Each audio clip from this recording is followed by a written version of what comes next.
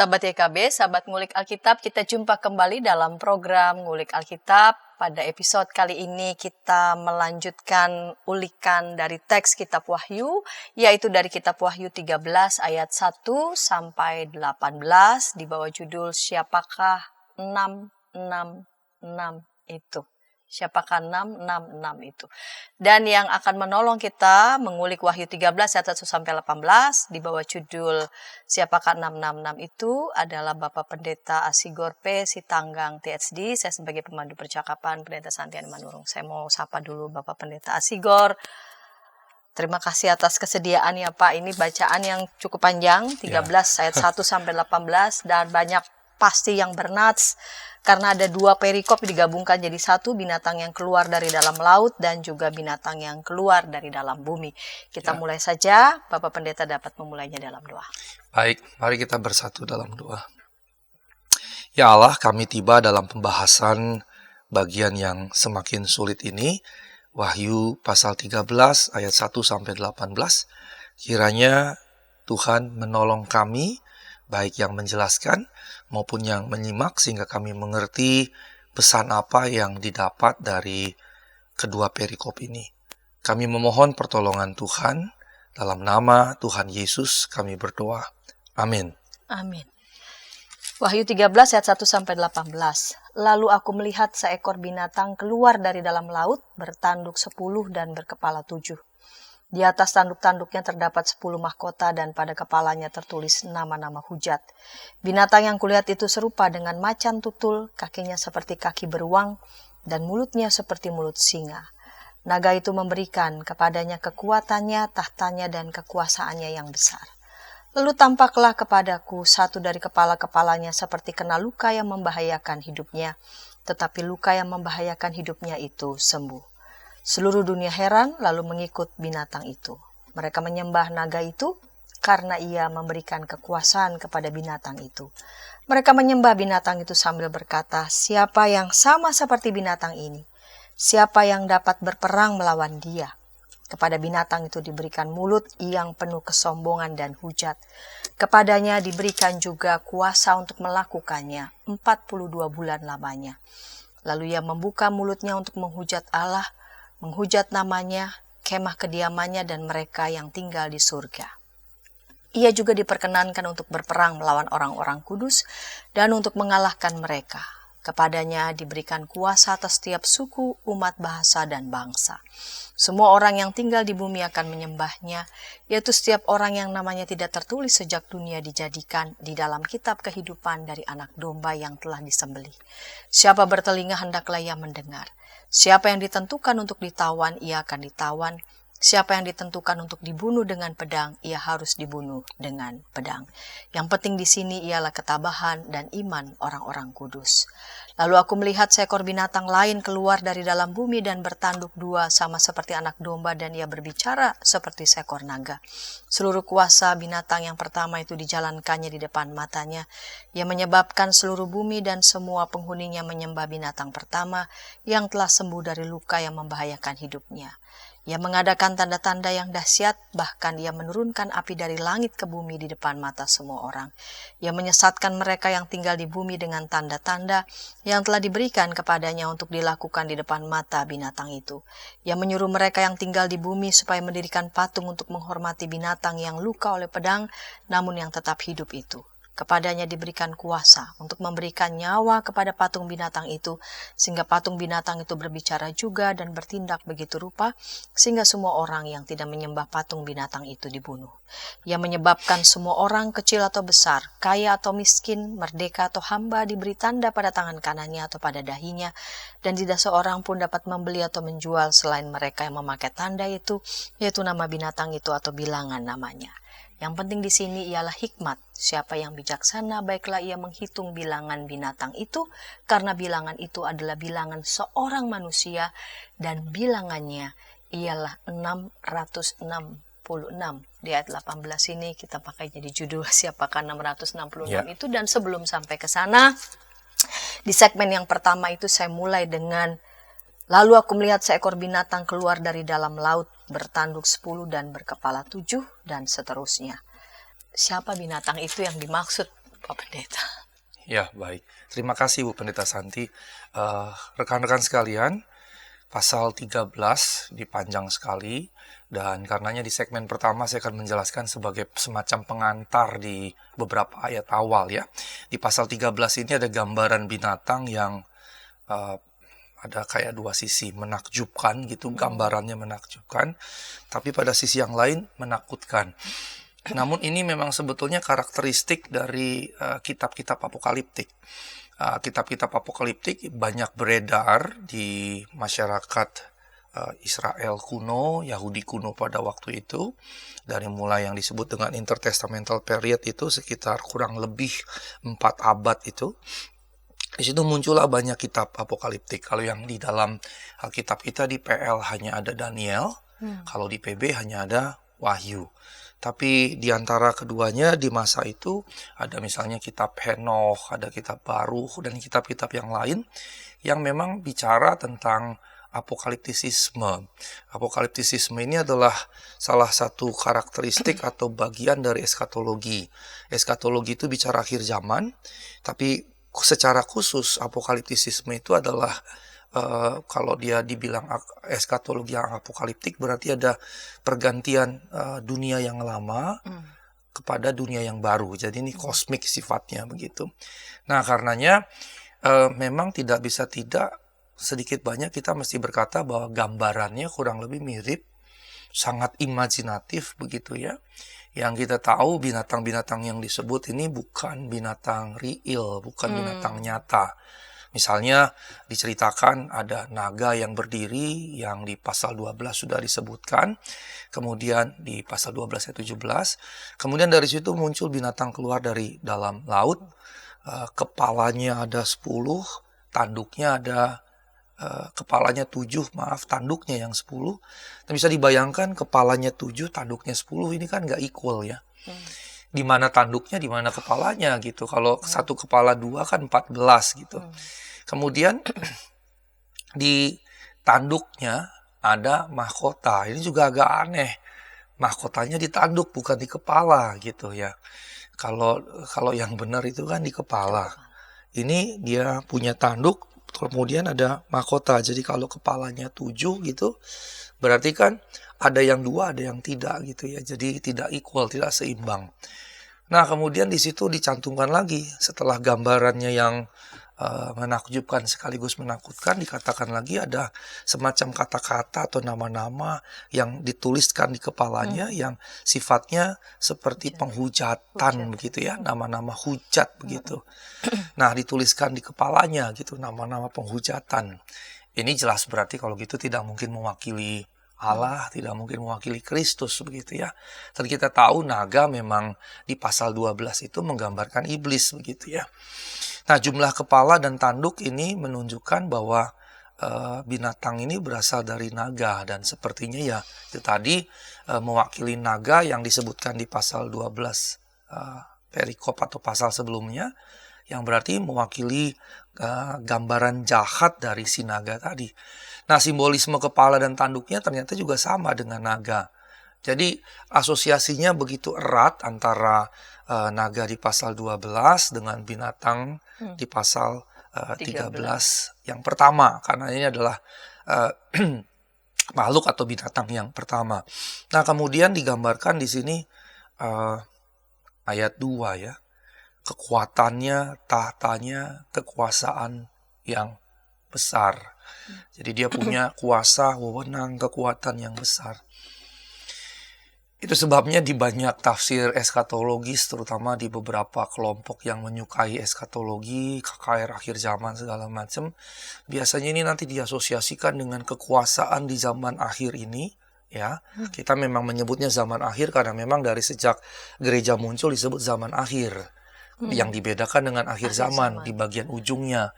Dari sejak gereja itu zaman akhir. Nah di zaman sekarang ini banyak model yang seperti itu. Mengasosiasikan binatang dengan kuasa, wewenang, kekuatan besar dengan kekuasaan besar zaman sekarang. Nah kalau kekuatan zaman sekarang yang besar dulu sempat dirujuk pada Amerika Serikat. Ketika Uni Eropa muncul sempat dirujuk kepada Uni Eropa. Tidak persis kita terima benar, tapi warningnya juga menjadi perhatian begitu ya, bahwa kita harus hati-hati dengan setiap entah individu ataupun lembaga, negara yang punya kekuasaan, wewenang, kekuatan yang besar. Mengapa? Potensi untuk rusaknya jadi besar ketika diselewengkan dibandingkan kekuatan kuasa yang kecil begitu. Kritik mereka atau katakanlah dalam tanda kutip ramalan mereka terkait misalnya Uni Eropa, kenapa bagi mereka ini mungkin saja begitu? Karena dari negara-negara Eropa yang maju tapi kecil-kecil ketika gabungan jadi kekuatan yang besar. Nah, ketika digabung dalam banyak skala, kekuatan mereka melampaui Amerika Serikat gitu, dan memang kan untuk penyeimbang begitu ya. Tapi kita harus hati-hati karena bahaya sekali ketika dia diselewengkan. Jadi memang kita harus waspada, hati-hati dengan upaya membesarkan kuasa, wewenang, kekuatan. Kalau ada orang, misalnya kita bawa dalam konteks sinode, ada orang yang ingin mengejar kekuasaan sebagai ketua sinode, harus hati-hati dengan niat dan upaya itu. Nah, penampilannya digambarkan binatang buas semua, macan tutul. Dikatakan penampilannya kayak macan tutul. Tapi kakinya seperti beruang, berarti besar sekali kan. Kaki beruang kan besar, macan tutul kan tidak besar. Terus mulutnya singa, berarti kan besar sekali. Ini biasanya untuk roaring, untuk aumannya gitu. Nah, kemudian sang naga memberikan kekuasaan, tahta, dan lain-lain yang besar kepada binatang itu.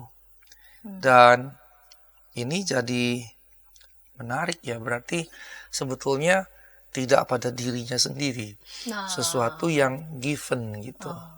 Nah, yang menarik kalau ada yang memberikan given kepadanya, dan ini menarik. Jadi ada sosok naga, ada sosok binatang, kekuasaan, wewenang, tahtanya segala macam, kekuatannya bukan pada dirinya sendiri, tidak inherent pada dirinya, tapi given dari sang naga ini. Yang paling tidak bisa dua hal digambarkan. Yang pertama, sang naga berarti sangat berkuasa begitu ya, sangat powerful. Ini sebetulnya gambaran yang menarik dari Alkitab. Kadang-kadang iblis digambarkan sebegitu berkuasanya. Walaupun kadang-kadang iblis digambarkan sebegitu tidak berkuasa begitu. Kalau lihat narasi dalam Petrus dan Yakobus memang digambarkan seperti singa yang mengaum. Tapi kalau di dalam perjanjian baru, Yesus misalnya dengan mudahnya mengalahkan godaan iblis dan nampak seperti remeh sekali menghadapinya gitu. Bahkan di bagian yang lain dikatakan iblis sudah jatuh seperti bintang jatuh. Bintang jatuh kalau zaman dulu, sekarang itu berarti kan meteor. Zaman dulu kan mereka nggak bisa bedain bintang, bulan, planet, asteroid, meteor. Pokoknya kalau yang bercahaya itu bintang semua. Maka bintang jatuh itu maksudnya adalah meteor. Nah, kalau saya geser sedikit, khotbah Yesus akhir zaman 24-25, bintang-bintang berjatuhan, itu bukan bintang harfiah, itu adalah meteor begitu.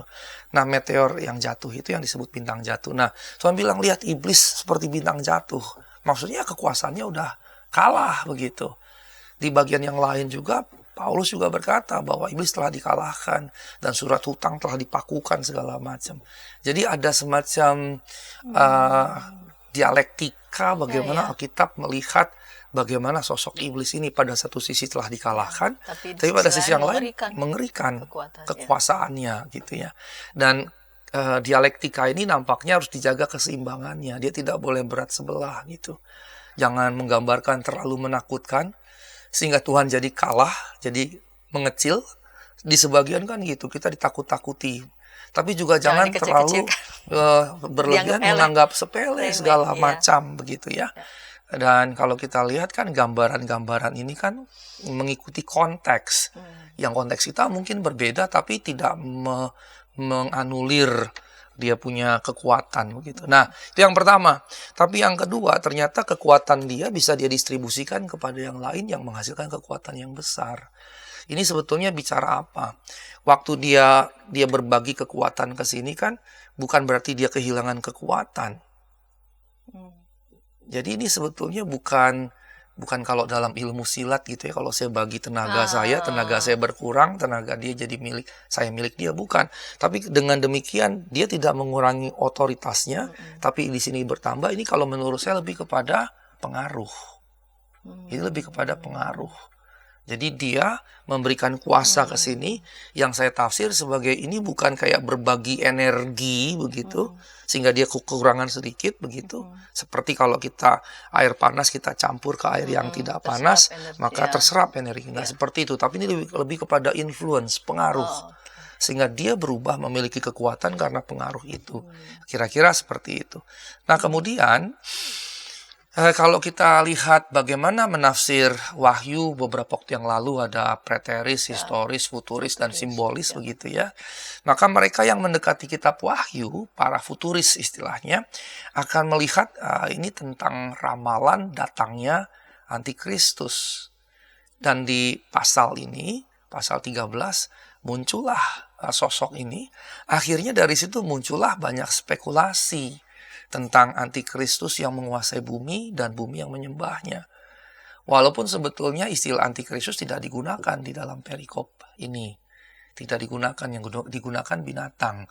Nah antikristus sebetulnya digunakan di surat Yohanes, 1-2 Yohanes.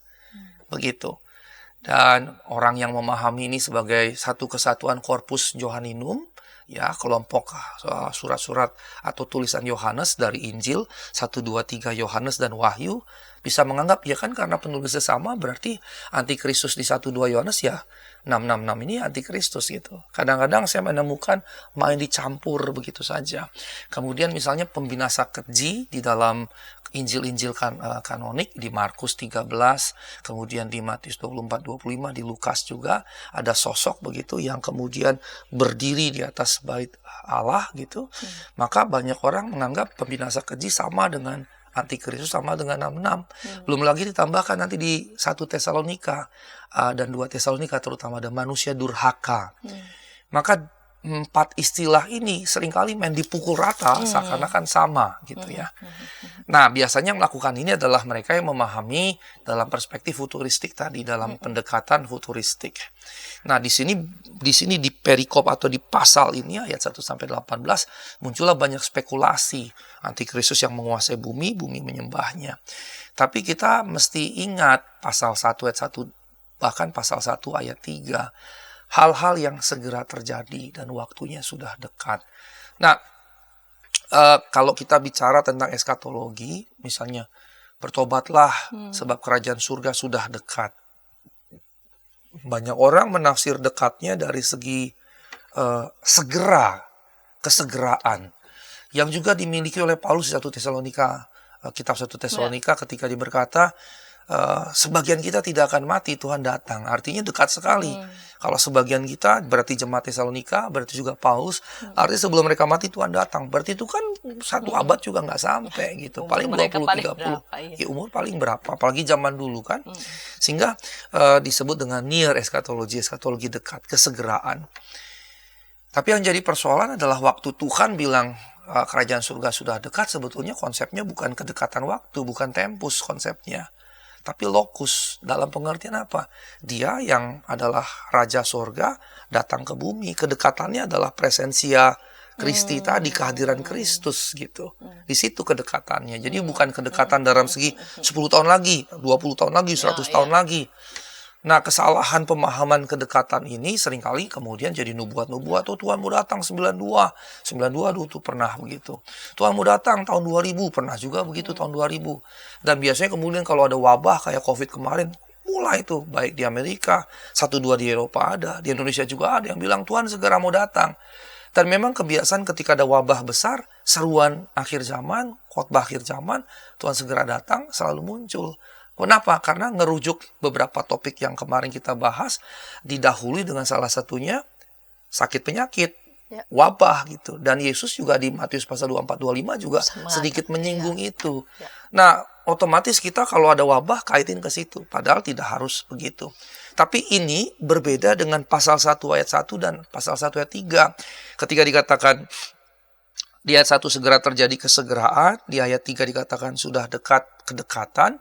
Ini berarti bukan bicara kedekatan Tuhan datang nanti, tapi kedekatan event-event yang sedang diceritakan di dalam kitab Wahyu tadi, begitu.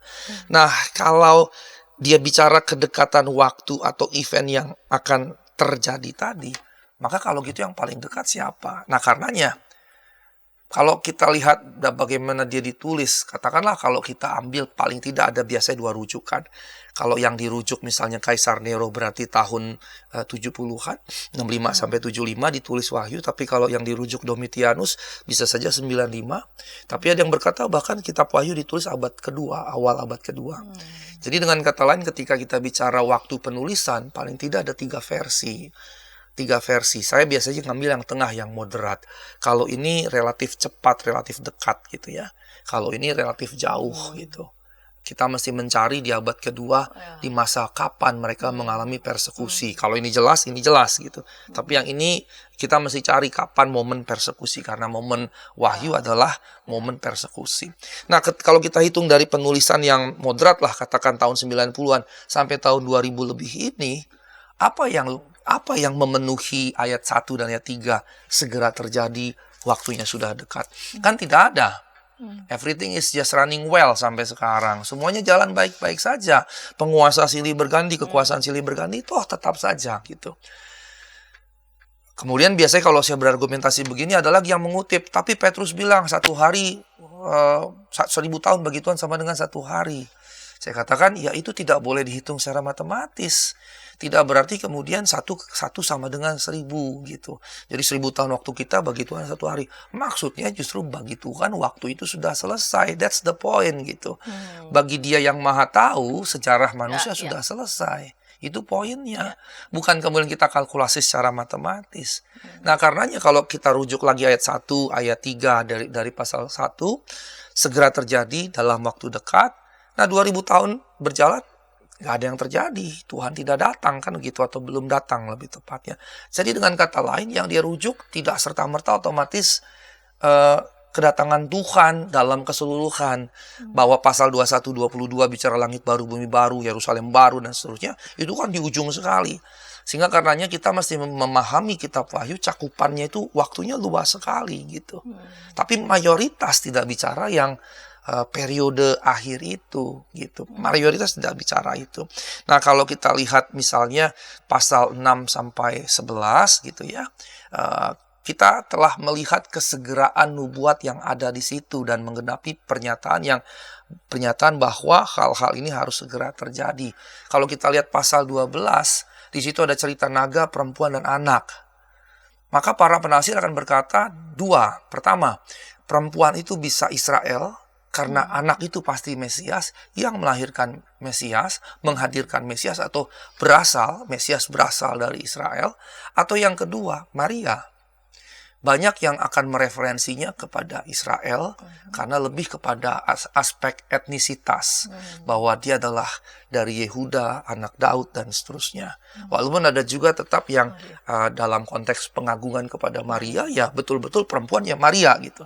Tapi biasanya perempuan disematkan kepada umat.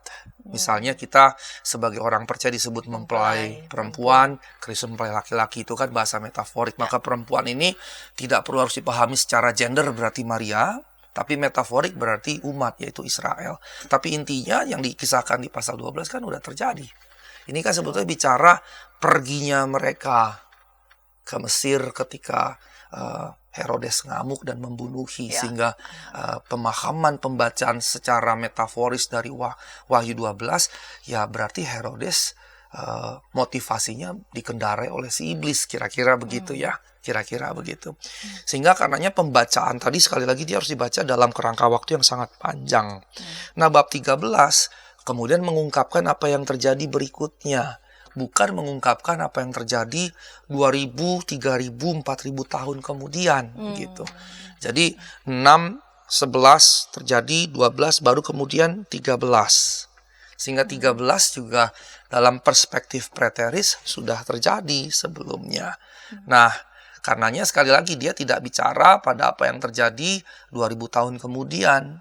Tetapi apa yang terjadi setelah kehancuran Yerusalem di tahun 70-an Masehi ketika Jenderal Titus datang menyerbu Israel, khususnya Yerusalem, bait Allah dihancurkan begitu kan, konon dibakar dan dijarah, dan harta benda dari bait Allah yang mayoritas dari emas dibawa ke kota Roma.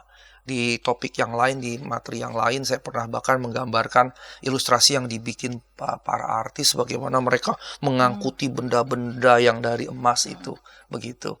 Nah, karenanya dia bicara ke situ. Dan sepanjang yang materi yang saya mau sampaikan, topiknya sebetulnya adalah preteris gitu.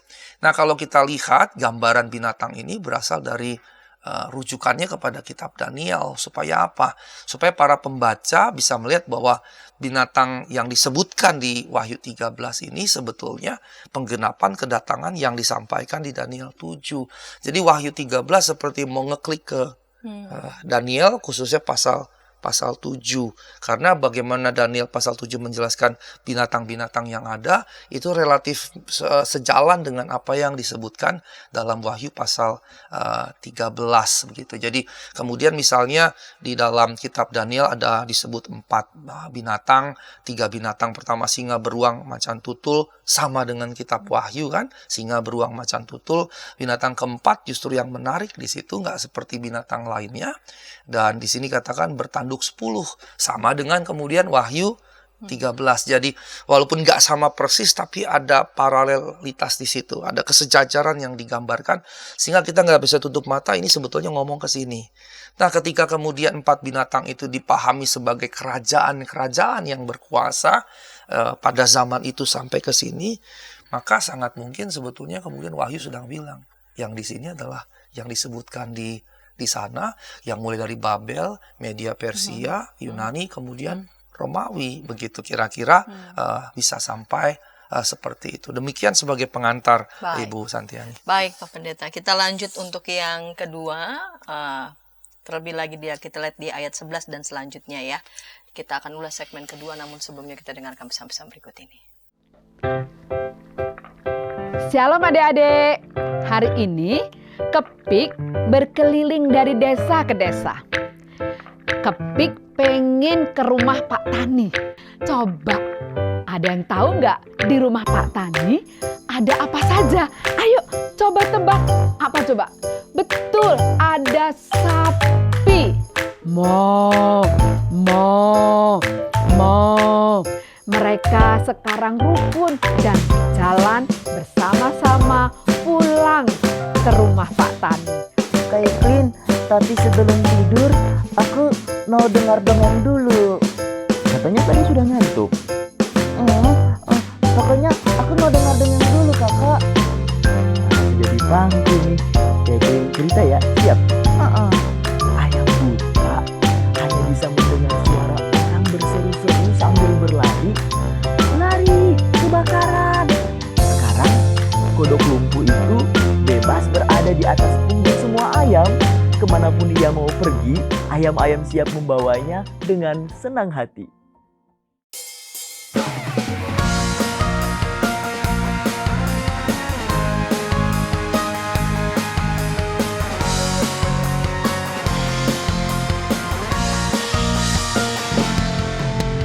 Hormat pada orang tua, menyayangi binatang, rajin ke sekolah minggu, selalu giat belajar, tidak membedakan orang, semua dijadikan sahabat, dipercaya oleh guru-guru di sekolah. Kiki dan Gigi, sahabat yang baik, gembira menolong siapapun, membela yang lemah, menegur yang salah. Kiki dan Gigi, sahabat yang asyik. Hai kiddos. Ku datang dan Inci, betul. Kodok lumpuh dan ayam buta. Kiddy time.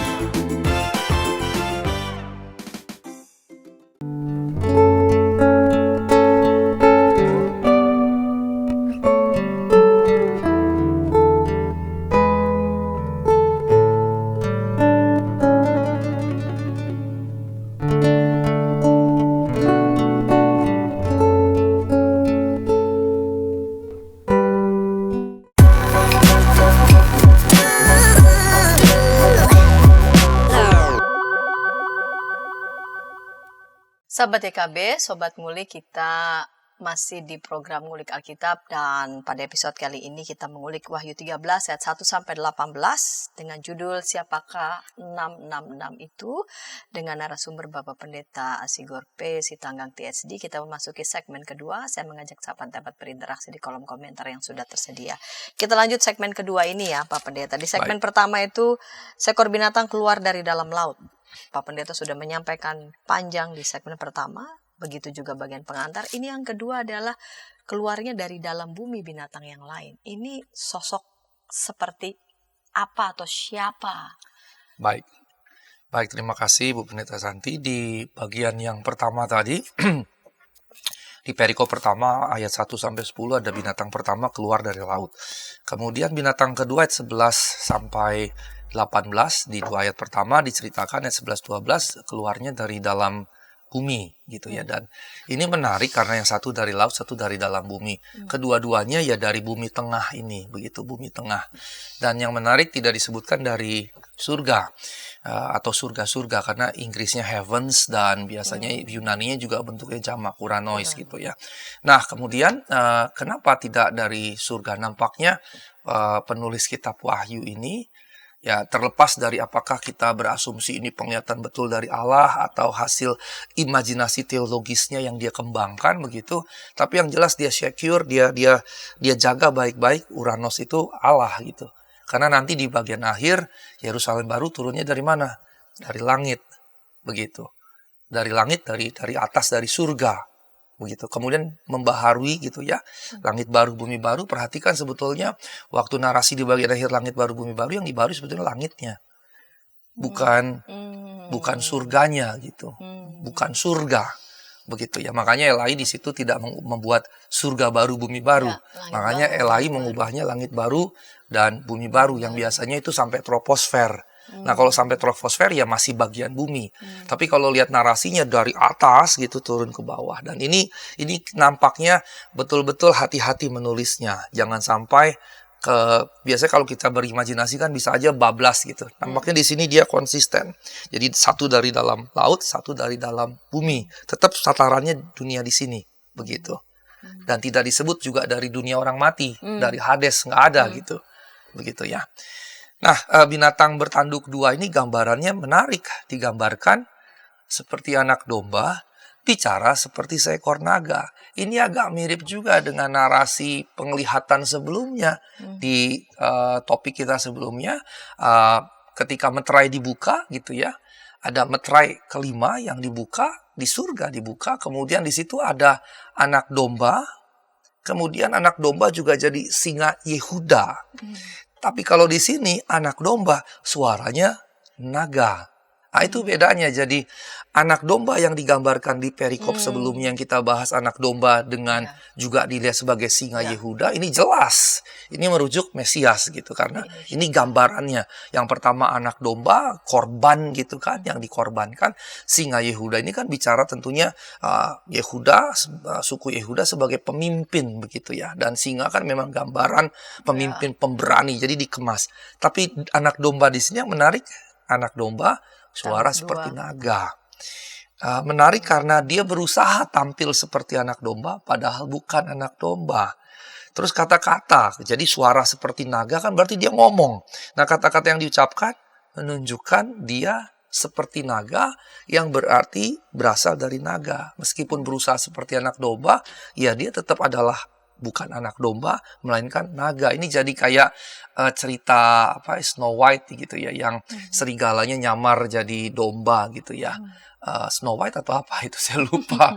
Yang red scarf itu ya, yang kemudian serigalanya nyamar jadi domba, serigala berbulu domba. Dari situ kan term itu muncul ya. Jadi ini seperti itu juga, anak domba sebetulnya naga atau naga berbulu domba. Kalau kemudian kita pahami anak domba semacam sebuah metafora untuk Mesias, berarti ini kan Mesias palsu. Nah, kalau tadi di pengantar sebelumnya saya katakan bahwa segera terjadi sudah dekat, dan kalau rujukan dari sebagian penafsir berarti pasca tahun 70-an tadi, setelah penghancuran bait Allah segala macam, maka ini sebenarnya bicara juga kemunculan nabi-nabi atau mesias-mesias palsu. Bisa juga dipahami seperti itu. Karenanya binatang ini dipahami memiliki peran keagamaan yang dianggap meniru anak domba Allah yang sejati. Dan ayat 12 digambarkan peranan yang lebih jauh di ayat 12. Kalau saya boleh baca sedikit ya. Seluruh kuasa dijalankan di depan matanya. Seluruh bumi, semua penghuninya menyembah. Nah, ada kata menyembah kan, penyembahan begitu ya. Kata penyembahan ini ya kata yang sama yang digunakan untuk ibadah, keagamaan, dan seterusnya. Dan binatang ini punya segala kuasa yang dimiliki binatang yang pertama. Dan ditekankan pada otoritas yang dimiliki, dijalankan di hadapan binatang pertama. Nah, peran binatang kedua di sini memaksa bumi penduduknya menyembah binatang pertama. Nah, di 10 ayat pertama Wahyu 13 kita lihat, tadi sudah disinggung tadi ya, bahwa ini berkaitan Wahyu 13 dengan Daniel 7. Di situ disebut 4 binatang yang 3-nya persis sama. Tadi macan tutul, beruang, dan singa. Kemudian digambarkan lagi punya tanduknya juga sama dengan Wahyu 13. Dan kita tahu ini Babel, Media, Persia, Yunani, dan Romawi. Maka salah satu pendekatan yang penting dalam preteris melihat dia berkaitan, dan berarti yang sedang dibahas adalah kekaisaran, kerajaan yang sedang berkuasa saat itu yang digambarkan dengan makhluk ini. Dan karenanya binatang pertama bisa dipahami mewakili kekaisaran Romawi. Mengapa membahas kekaisaran Romawi dengan gambaran binatang secara apokaliptik?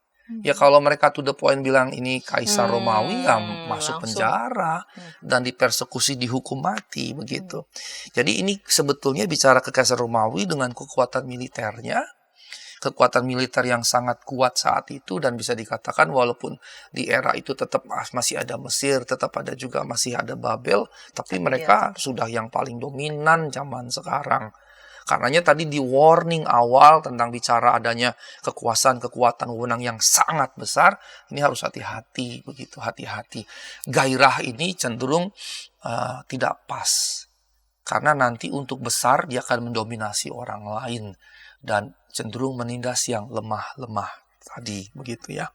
Dan ini mewakili kekaisaran Romawi dengan kekuatan militer, politik, dan para kaisar yang menghujat Allah dan umat Allah. Kita ingat misalnya salah satu kaisarnya membuat patung dan kemudian disuruh menyembah, bahkan menyebutnya sebagai Domine et Deus Noster, Tuhan dan Allah kita begitu. Jadi semua orang dalam kekaisarannya disuruh menyembah itu. Jadi sebetulnya ketika dipaksa itu yang tadi kita baca, ya salah satunya merujuk kaisar yang memaksa. Kaisar yang dengan, menurut saya juga lumrah ya. Bayangkan kalau saya sebagai seorang yang kekuasaan saya tak tertandingi, pasti saya ngerasa seperti Allah kan. Siapa yang berani ngelawan saya, mati. Saya jadi serasa seperti Allah gitu. Tapi kalau Allah yang begitu kan Allah yang keji. Karena Allah yang dengan kekuasaan otoriter, kekuasaan yang menindas, kekuasaan yang menghakimi, menghukum, bahkan membunuh begitu. Sementara Allah yang digambarkan tadi kan anak domba kelu sekaligus singa Yehuda kan gitu. Gambarannya kan begini. Tapi kalau gambar ini anak domba yang suaranya seperti naga. Nah, jadi dengan kata lain memang ini yang mau dirujuk begitu. Nah, mereka para kaisar ini punya otoritas kekaisaran, memaksa orang menyembah. Dalam konteks perikop ini menyembah binatang. Maka ini bisa diwujudkan sebagai entah kepada ritus dewa-dewinya mereka, atau bahkan pada titik tertentu kaisarnya sendiri menganggap dirinya dewa. Dan bukan cuma 1-2, cukup sering begitu. Dan menurut saya secara psikologis ini wajar. Karenanya memang adalah tepat, tidak boleh ada satu orang pun punya kekuasaan yang absolut begitu. Tapi dalam model negara yang demokratis pun, demokrasi bisa disalahgunakan sehingga seseorang bisa punya kekuasaan yang mendekati absolut begitu. Apalagi kalau kekuatan militerisme itu disebar kemana-mana, bukan hanya di barak-barak, tapi di tempat-tempat yang seharusnya milik sipil. Kalau perkebunan dikuasai militer, rakyat nggak akan berani lagi demo. Sebab kalau demo berhadapan dengan senjata. Kira-kira seperti itu. Jadi sebetulnya narasi ini, narasi yang harus disuarakan di setiap tempat, di setiap zaman, kapanpun. Tidak boleh ada satu orang yang punya kekuasaan yang sangat besar. trias politika itu sebetulnya bagus, tapi sekarang Saling trias berbagi, politika ya. bisa dikungkung dengan berbagai macam deal-deal politik. Luarnya saja nampaknya tetap ada trias politika, tapi ternyata dikuasai sedemikian rupa. Nah, karenanya binatang kedua menunjukkan bahwa di berbagai provinsi dan di daerah seluruh Kekaisaran Romawi, penduduknya dipaksa dan akan dipaksa melakukan pemujaan terhadap kaisar dan kekaisaran. Jadi bisa dipahami dalam pengertian kaisar sebagai sosok, tadi domine et deus noster tadi, atau bisa dipahami kekaisarannya sendiri sebagai sebuah pemujaan begitu. Ini juga harus hati-hati dengan nasionalisme. Harus hati-hati dengan nasionalisme. Saya ingat sekali waktu saya kuliah di Jerman, Ibu Santi, 6 tahun saya di sana, 2009-2015. Ya. Ketika perayaan hari, kalau kita kan 17 Agustus, hari kemerdekaan. Kalau mereka ada hari nasional besarnya mereka. Saya tanya pada teman saya, kenapa ya kok tidak ada upacara bendera segala macam? Teman-teman saya yang kuliah di Fakultas Teologi Universität Göttingen Jerman bilang begini dalam bahasa Jerman, Asigor, nasionalismus is bose, di dalam bahasa Jerman. Dia bilang nationalism is evil. Dia bilang, Asigor, hati-hati, nasionalisme itu jahat. Mengapa? Mereka sudah punya sejarah kelam. Ya, Perang Dunia II. Perang Hitler, Dunia Kedua itu dengan nasionalisme. Nazi. Nasionalisme dan sosialisme tadi itu. Nasionalisme, sosialisme, Nazi itu kan ringkasan dari nasionalisme, sosialisme, Nazi. Dan pengalaman mereka, nasionalisme yang berlebihan justru jadi jahat. Betul. Apalagi ketika menganggap rasnya di atas dan ini di bawah. Karenanya ini juga nampaknya bisa dua, Ibu Bapak yang terkasih, bisa kultus terhadap sang kaisar sebagai domine et deus noster, sebagai Tuhan dan Allah kita. Jadi sosoknya sendiri dipuja, jadi pemujaan, kultus. Tapi bisa juga kekaisaran jadi kultus. Sehingga kalau ada yang menghina kaisar dan kekaisaran, ditangkap. Ada yang menghina kaisar, melawannya, ditangkap, dan seterusnya. Walaupun misalnya perlawanannya sah secara hukum. Misalnya sangat lumrah kalau kekaisaran prajuritnya datang ke sebuah desa, kota kecil, itu bisa mengambil harta benda di situ dan rakyatnya bisa jadi jatuh miskin. Lalu kalau mereka melawan, apakah tidak sah? Tapi pada waktu itu yang terjadi gitu. Kalau berani ngelawan ya makin tersiksa. Nah, kalau kita meriksa pasal 2 dan 3, kita melihat ada kota-kota di Asia ya. Ada kota-kota di Asia yang punya peribatan kepada kaisar yang sangat kuat di situ. Dan kita lihat juga di 7 gereja itu kan ada yang mulai suam-suam kuku, ada yang mulai karena persekusi ini segala macam. Itu kan sebetulnya menunjukkan bahwa kita jangan berpikir bahwa 7 gereja itu adalah daerah di mana Kristen mayoritas gitu. Kita salah memahami kalau seperti itu. Tidak, justru seringkali mereka minoritas dan karenanya mengalami aniaya. Dan karena mengalami aniaya, ada yang kemudian mundur, ada yang suam-suam kuku, ada yang meninggalkan gereja atau meninggalkan Tuhan, dan seterusnya. Karenanya adalah ada ucapan 7 tadi untuk mereka menguatkan diri dalam konteks tadi. Nah, kemudian di Wahyu 16 ayat 13 di situ dirujuk ada yang keluar dari mulut naga, mulut binatang, bahkan disebut nabi palsu. Nabi palsu. Jadi ritus pemujaan baik pada sosok maupun kepada kekaisaran sebagai lembaga, nasionalisme tadi begitu ya, digambarkan atau disebut sebagai nabi palsu. Begitu ya. Karenanya ada 3 karakter utama di Wahyu 16 kalau kita maju ke depan. Ada naga, binatang, nabi palsu. Binatang yang kedua diberi gelar palsu itu sebabnya gambaran binatang bertanduk 2 seperti anak domba. Yang tadi saya sudah jelaskan. Seakan-akan Mesias gitu, tapi ternyata Mesias palsu dan artinya menipu orang untuk menyembah Allah palsu, bukan Allah yang benar. Bisa karena persekusi, karena macam-macam dan seterusnya.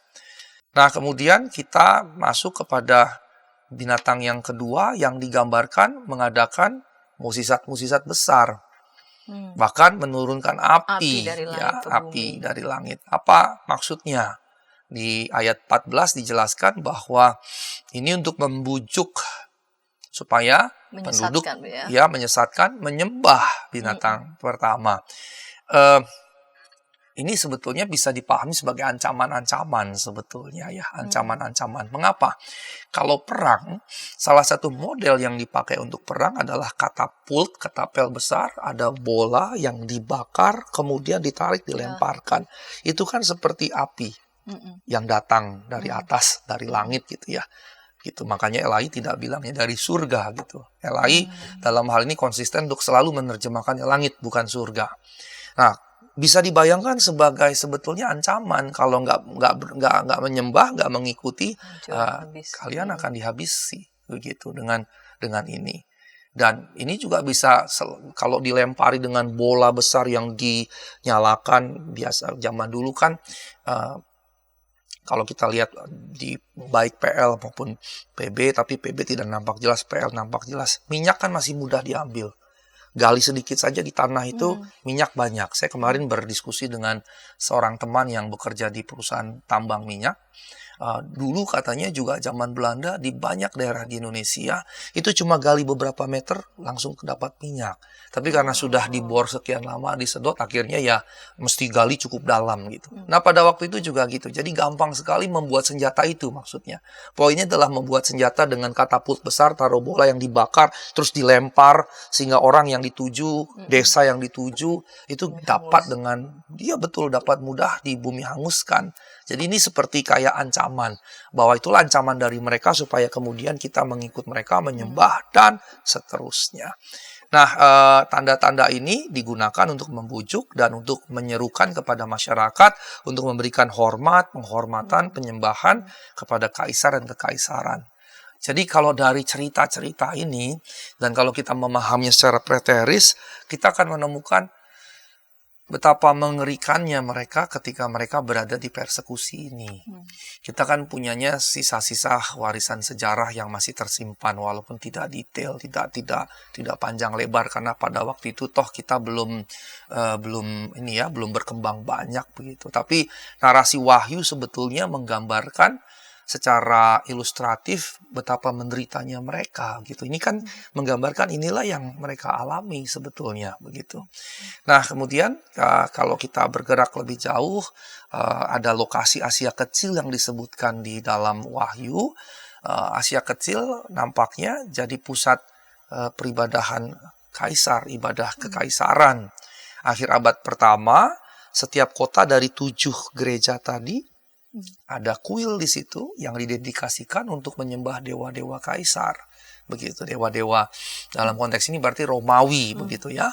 Kita juga tahu di situ ada semacam keimaman atau imamat dari ritus-ritus dari agama-agama kekaisaran begitu. Kemudian juga ada yang disebut komune Asia. Ini semacam dewan yang mewakili kota-kota besar di provinsi Asia Kecil ini, yang tugasnya mempromosikan kultus kekaisaran.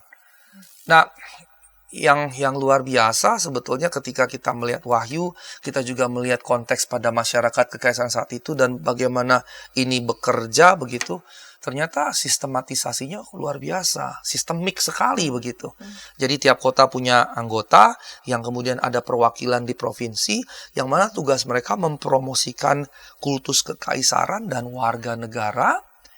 Ya, termasuk juga warga negara di sini ada yang memang warga negara kayak Paulus karena kelahiran, ada warga negara yang beli seperti kepala penjara Filipi, tapi ada juga yang sebetulnya dimaksudkan penduduk yang menjadi bagian dari wilayah yang diokupasi, dikuasai, dijajah oleh kekaisaran Romawi. Jadi serta-merta penduduk ini pun wajib taat pada kekaisaran Roma. Bahkan sebetulnya mereka punya less privilege gitu, punya hak yang jauh lebih rendah dibandingkan warga negara yang karena kelahiran. Makanya kan Paulus waktu di penjara berani bilang kepada penjara Filipi, apakah kamu boleh menghukum warga negara Rom tanpa sidang, tanpa mengadili? Terus dia bilang, ada warga negara Rom? Ya. Terus dia bilang, saya beli. Warga negara Rom beli dengan mahal. Paulus bilang, aku karena kelahiran. Yang menunjukkan warga negara kelahiran lebih tinggi, warga negara beli, baru orang-orang lain. Nah, orang-orang lain ini yang less privilege tadi, yang hak-haknya jauh lebih kecil sehingga lebih tertindas. Termasuk diantaranya siapa ya, orang-orang Kristen, baik yang ada di luar Israel maupun yang ada di dalam Israel, begitu. Sehingga di era yang tadi saya sebut, Domitianus misalnya, yang dia menyebut dirinya sebagai Tuhan dan Allah kita, Domine et Deus Noster tadi, menjadi mengerikan sekali begitu. Dan Paulus kemudian menyebut sosok-sosok ini sebagai manusia durhaka. Dan dia bilang nanti akan datang, tapi sekarang sudah ada. Dan karenanya dia dalam perikop ini menjelaskan bahwa sosok yang dimaksud adalah ini. Nah, karenanya di 2 Tesalonika Paulus menyebutkan siapa orang yang dimaksud. Dan karenanya ini memang bisa kita simpulkan adalah kekuatan penipuan yang dimiliki oleh Kekaisaran Romawi, yang dirujuk juga oleh Paulus tadi dengan manusia, istilah manusia durhaka dan seterusnya. Dan Paulus bilang sebelum Tuhan datang, ini akan datang. Ini maksudnya ya kultus-kultus yang berbasis pada kekaisaran Romawi tadi. Nah, rekan-rekan yang terkasih, kita akan lanjut di sesi berikutnya mungkin ya. Oke. Terima kasih Pak Pendeta Sigor. Kita akan lanjut di segmen yang ketiga. Terlebih judul pada episode kali ini, siapakah 666 itu? Pak Pendeta Sigor mencoba untuk membuka pelan-pelan dari mulai segmen pertama, 2, lalu kemudian kita akan membuka misteri sudah ditandai di judul ini di segmen ketiga. Namun sebelumnya kita dengarkan pesan-pesan berikut ini. Shalom adik-adik. Hari ini Kepik berkeliling dari desa ke desa. Kepik pengen ke rumah Pak Tani. Coba, ada yang tahu nggak di rumah Pak Tani ada apa saja? Ayo coba tebak. Apa coba? Betul, ada sapi. Mo. Mereka sekarang rukun dan jalan bersama-sama pulang ke rumah Pak Tani. Kak Evelyn, tapi sebelum tidur aku mau dengar dongeng dulu. Katanya tadi sudah ngantuk. Pokoknya aku mau dengar dongeng dulu kakak. Jadi pangku nih. Kayak cerita ya, siap? Ayam buta hanya bisa mendengar suara orang berseru-seru sambil berlari. Lari, kebakaran. Sekarang kodok lumpuh itu bebas berada di atas punggung semua ayam. Kemanapun dia mau pergi, ayam-ayam siap membawanya dengan senang hati.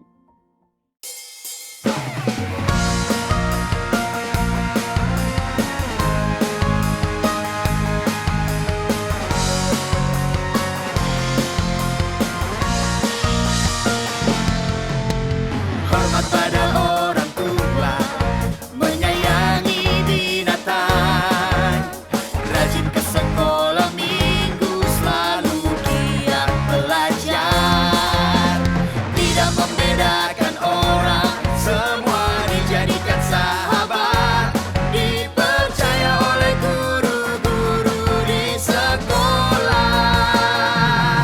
Kiki dan Didi, sahabat yang baik, gembira menolong siapapun, membela yang lemah, menegur yang salah. Kiki dan Didi, sahabat yang asyik. Hai kiddos. Ku datang dan Inci, betul.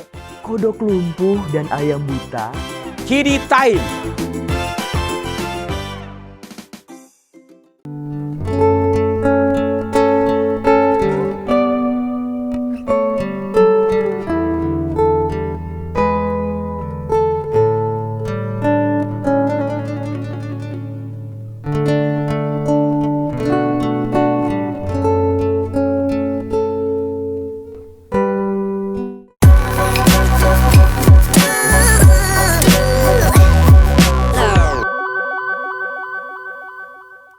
Sahabat YKB, Sobat Ngulik Alkitab, Senang masih bersama dengan kami dalam program Ngulik Alkitab. Kita mengulik Wahyu pasal 13 ayat 1 sampai 18 di bawah judul Siapakah 666 itu.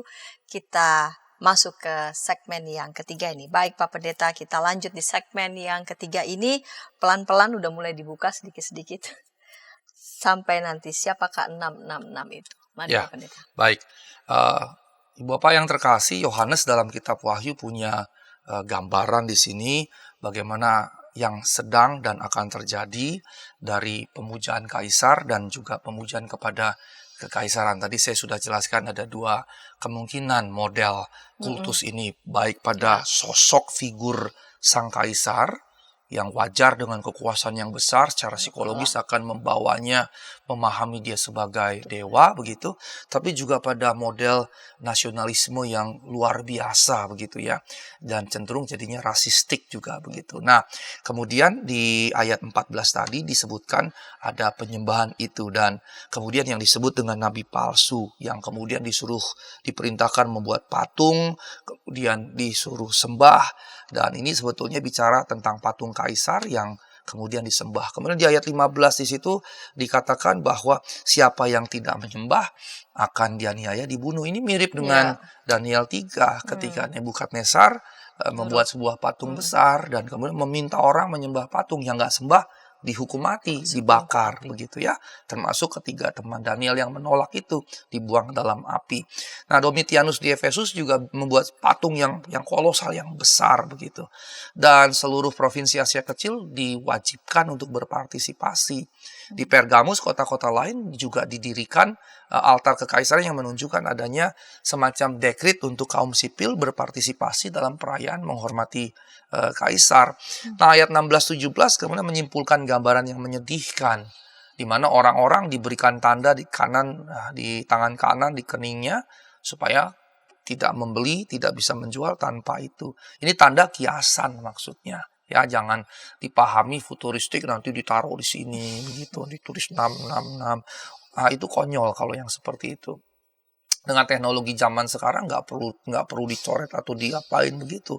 Dengan teknologi zaman sekarang ini sudah bisa terdeteksi, bahkan bola mata juga sudah terdeteksi, dan teknologi akan terus berkembang gitu. Nah, kalau akhir zamannya masih sekian waktu lagi, pada saat itu kan teknologi udah jauh lebih berkembang.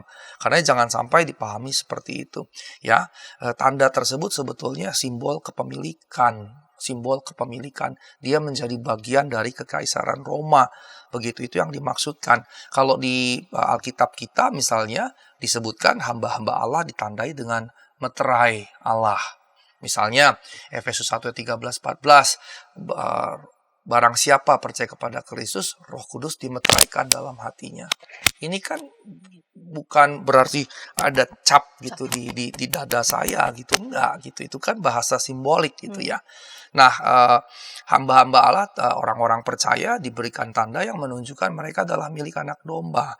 Nah, kemudian mereka diberikan tanda bahwa mereka adalah milik binatang.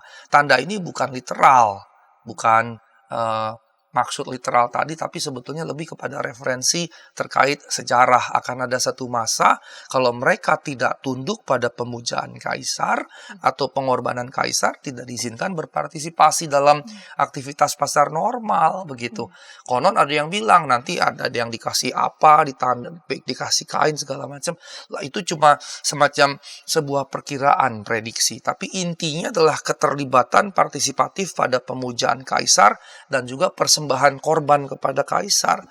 Kalau tidak ikut, tidak boleh terlibat dalam kegiatan ekonomi. Dan di dalam kekuasaan kaisar Domitianus, kemudian Diokletianus, kemudian Decius, ada sertifikat yang dikeluarkan bagi mereka yang setia kepada kaisar dan berpartisipasi dalam ritual keagamaan kekaisaran begitu. Jadi ini merujuknya bukan ke depan nanti, tapi ini justru merujuk ke belakang, tapi dalam perspektif Wahyu, bicara ke depan tapi dalam waktu yang singkat sekali, dalam waktu yang dekat sekali.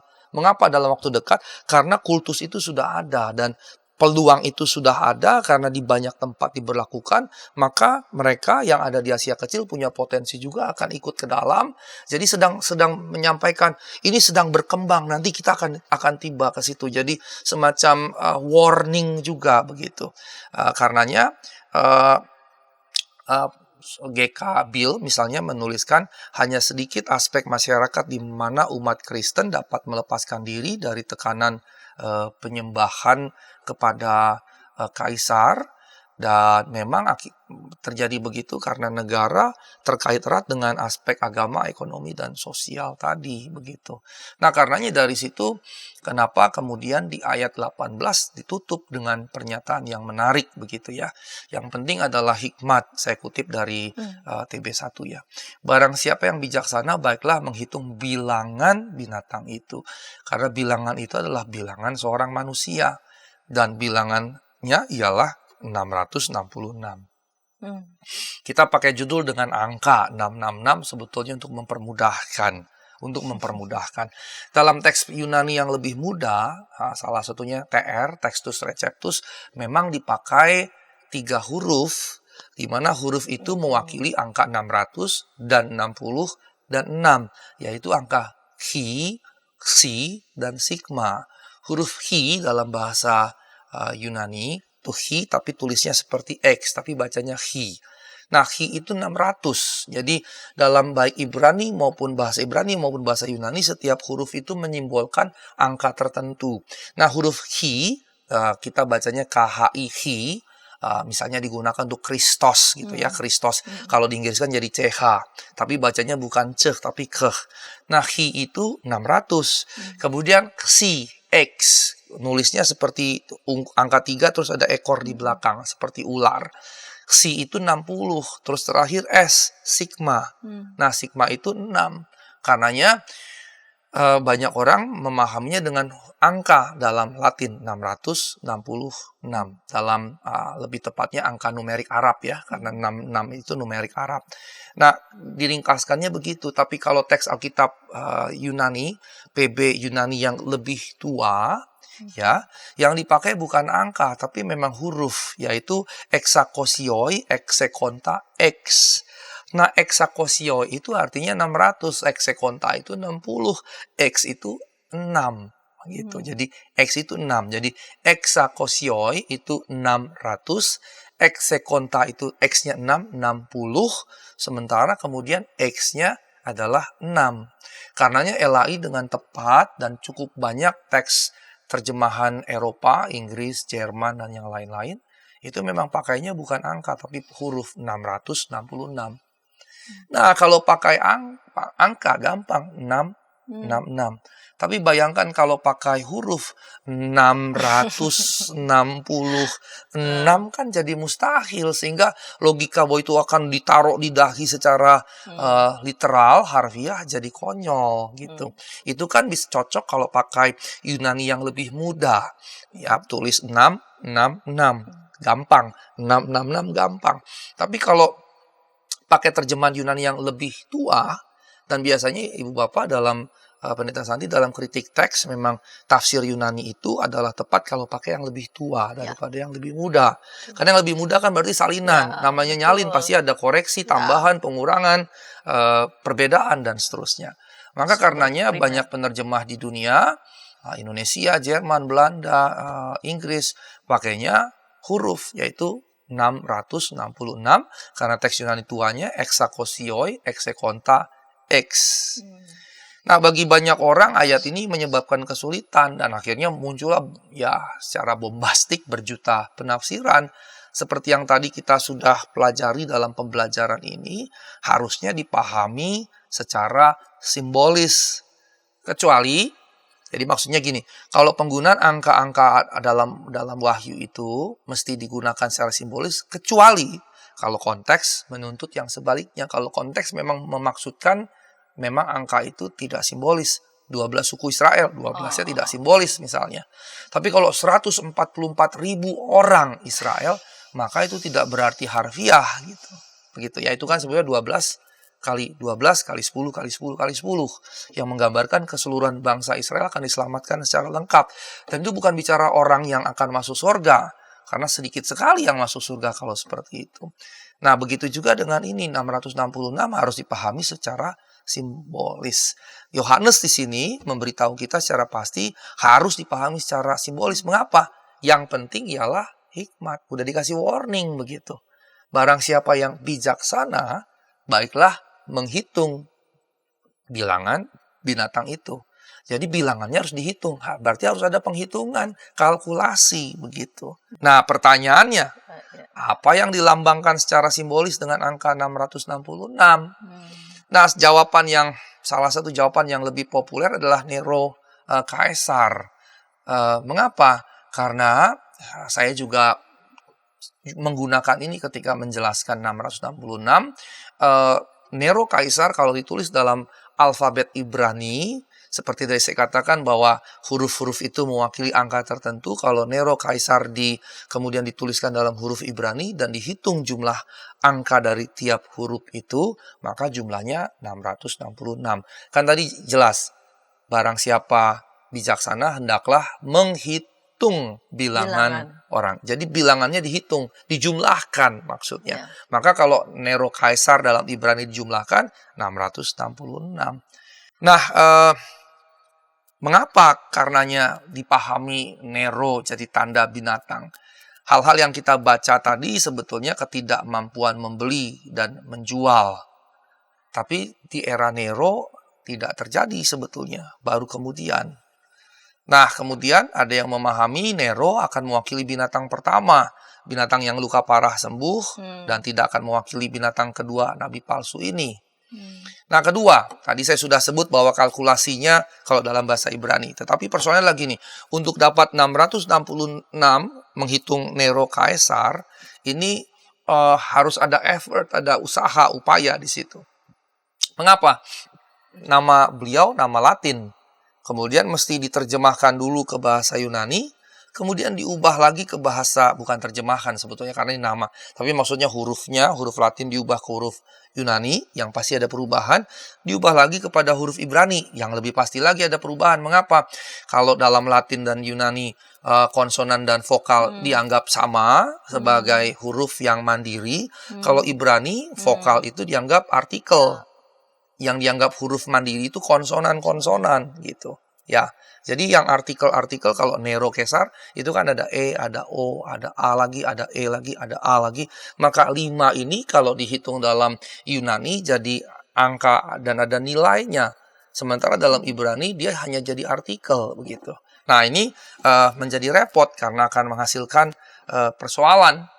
Mengapa pula misalnya dari Latin mesti ke Yunani, mesti ke Ibrani begitu. Karena ini jadi punya asumsi. Asumsinya berarti waktu kitab ini belum ditulis tapi berupa tradisi lisan, ya, karena biasanya kita meyakini sebelum menjadi tulisan ada tradisi lisan dulu atau oral tradition. Nah, waktu oral tradition berarti asumsinya pendengar mengerti konteks dari 666 dalam bahasa Ibrani. Ketika dituliskan, maka pembaca mengerti konteks 666 ini dalam bahasa Ibrani.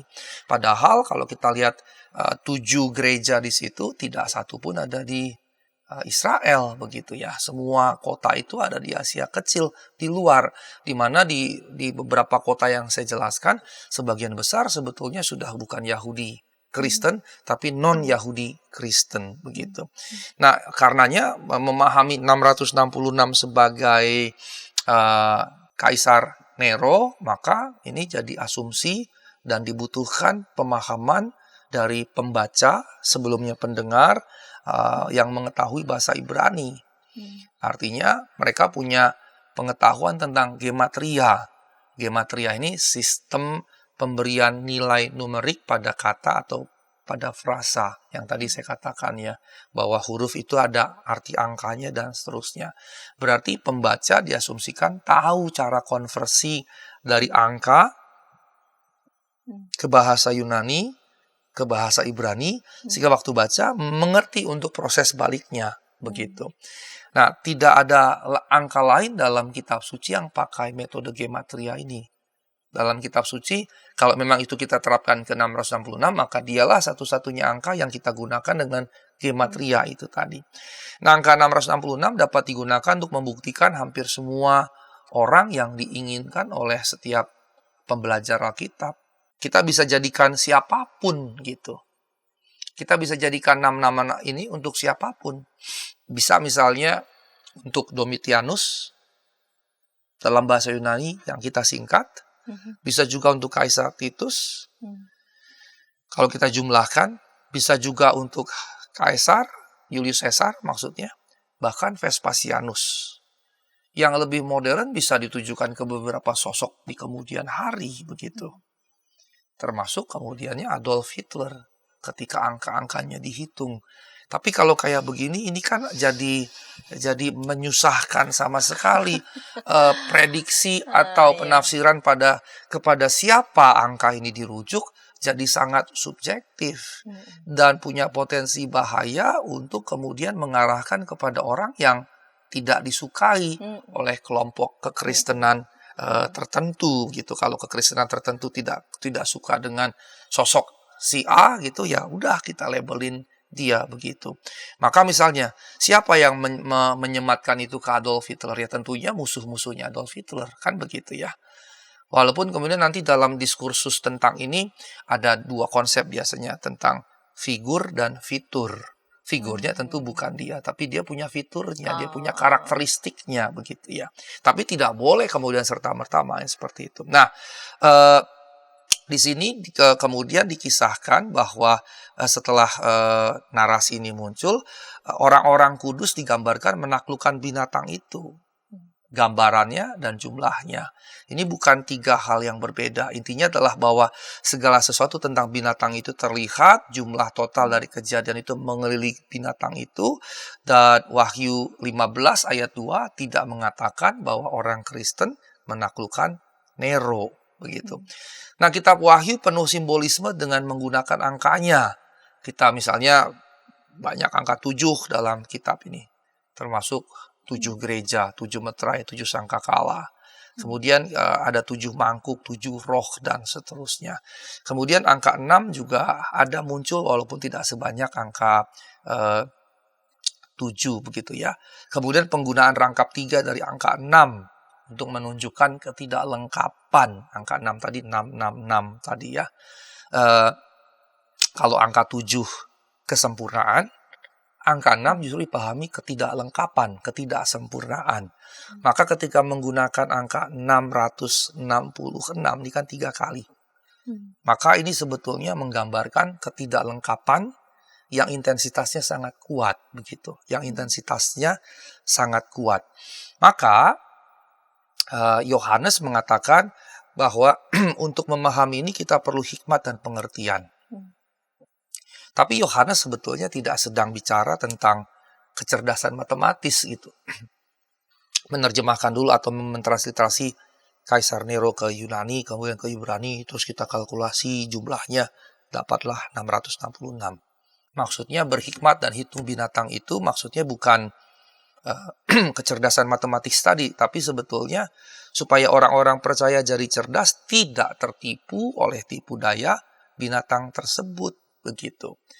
Nah, jadi dengan kata lain 666 tidak bicara sosok individu khususnya Kaisar Nero. Jadi tidak bicara figur. Tidak bicara figur sebetulnya. Dia tidak bicara figur dalam pengertian sosok, tapi dalam pengertian bahwa semua ini menggambarkan ketidaklengkapan yang sangat kuat begitu.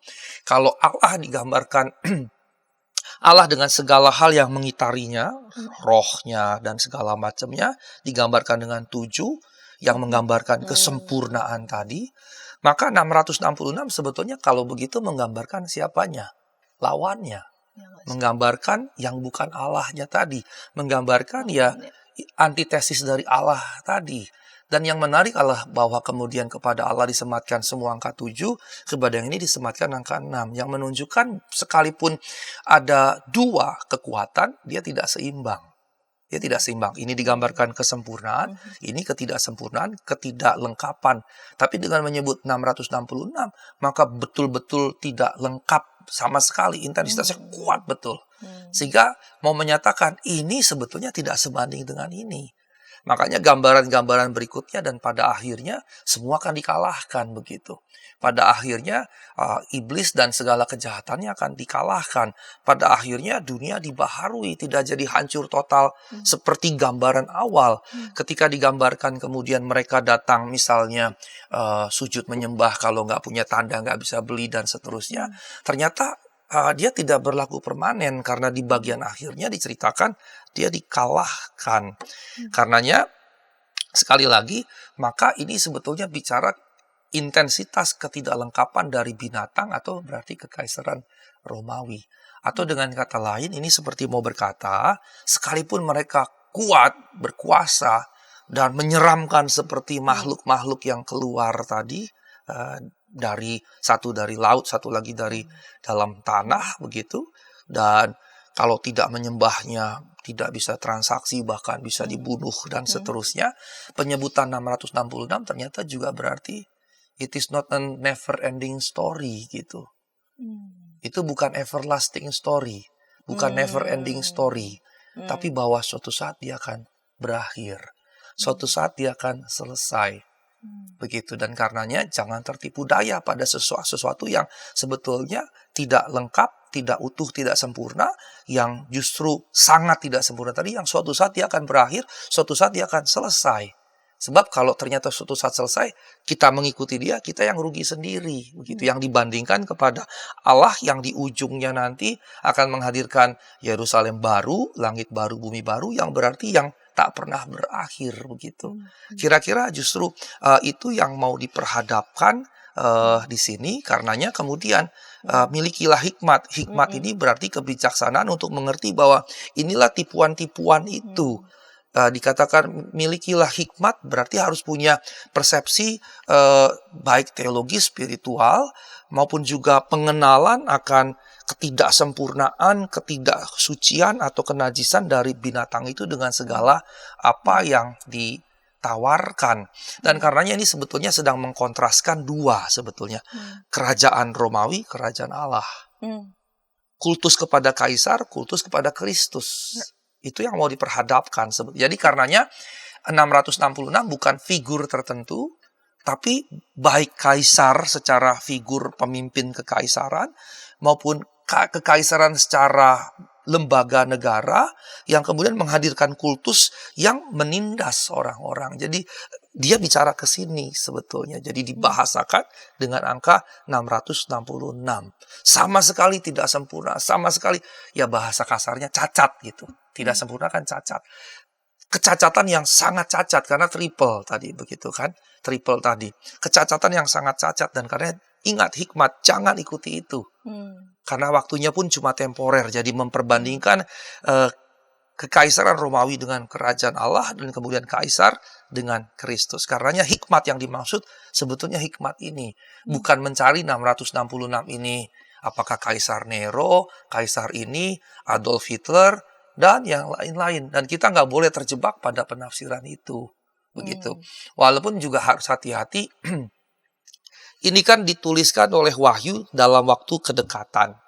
Tapi kemudian dalam sisi yang lain, mungkinkah model seperti ini berulang? Sangat mungkin. Begitu. Sangat mungkin. Dan terakhir di bagian terakhir Wahyu kan nanti akan muncul sosok itu, tapi kan kemudian dikalahkan oleh Kristus gitu. Nah, justru itu poin dari 666. Dia tidak everlasting, nanti dia akan dikalahkan. Begitu juga sebetulnya ini semacam pernyataan profetis juga. Hati-hati kepada kekuasaan dan penguasa yang menginginkan kekuasaan yang makin besar, makin besar, makin besar. Justru dia bisa tersandung, justru menjadi alat naga tadi. Karena binatang yang muncul tadi kan sebetulnya bicara bukan naga, ada naga yang memberikan kuasa, otoritas, kewenangan, kekuatan pada dua binatang ini. Ya, pengaruh tadi gitu. Nah, karenanya harus hati-hati. Kekuasaan atau kita sebagai penguasa dalam skala nasional negara, dalam skala yang lebih kecil, daerah ataupun gerejawi, kita bisa jadi binatang-binatang yang berikutnya itu. Gitu. Ini sebetulnya warningnya. Nah, dalam konteks kehidupan Kristani kita juga kita harus hati-hati dengan ibadat palsu Ibadat palsu di sini bukan bicara ritusnya, tapi pengalihan penyembahan dari kepada Allah di dalam Kristus kepada hal-hal lain yang jadi Tuhan, tapi Tuhan kecil. Jangan menyembah sesuatu yang lain dengan mengira bahwa melalui itu kita menyembah Tuhan. Kekayaan misalnya harus hati-hati, tapi kan saya nyumbang gereja segala macamnya. Kita harus hati-hati juga. Jangan sampai kemudian harta kekayaan jadi Tuhan kita, karena dalam konteks modern sekarang potensi itu jadi besar sekali, materialisme, kekayaan, dan seterusnya. Hati-hati ketika kemudian kita membangun ritus-ritus penyembahan, peribadahan yang palsu dengan menggantikan Allah, Tuhan Allah yang sejati dengan Tuhan Allah yang lain, yang mana kita memberikan segenap hidup kita mengabdi kepada hal-hal itu begitu. Dan ini salah satu warning dalam konteks modern, maupun juga terkait tadi ya, hati-hati dengan membangun nasionalisme yang berlebihan yang justru punya potensi jadi jahat, karena jadi kultus. Baik penguasanya maupun kekuasaannya, dia bisa jadi kultus. Dalam konteks modern ini juga tetap bisa muncul. Kira-kira demikian Ibu Santiani. Baik, Pak Pendeta, dengan ulikan Wahyu 13 ayat 1 sampai 18 dan siapakah 666, siapakah 666 itu kita ditolong ya supaya tidak kebanyakan menerka-nerka, lalu kemudian menjadi terjatuh pada bisa saja ada figur-figur yang kita tidak suka lalu kemudian kita lontarkan kepadanya, dan bisa saja tuduhan-tuduhan itu ya subjektif begitu ya. Tetapi kita dibantu untuk melihat betapa ada kuasa-kuasa yang memang terlihatnya itu kuasa yang demikian besar, kuat, namun itu tidak bisa disandingkan dengan kekuatan dan kekuasaan Tuhan. Dan yang tidak sempurna ini tidak pernah menjadi, tidak akan, ceritanya itu tidak akan sampai selama-lamanya, everlasting. Dia tetap ada masanya, batasannya. Baik, Pak Pendeta, terima kasih untuk ulikan pada episode kali ini.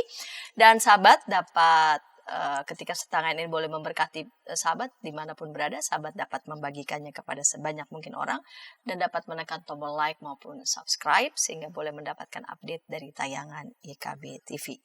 Mari Pak Pendeta dapat memimpin kita dalam doa penutup. Baik, mari kita berdoa.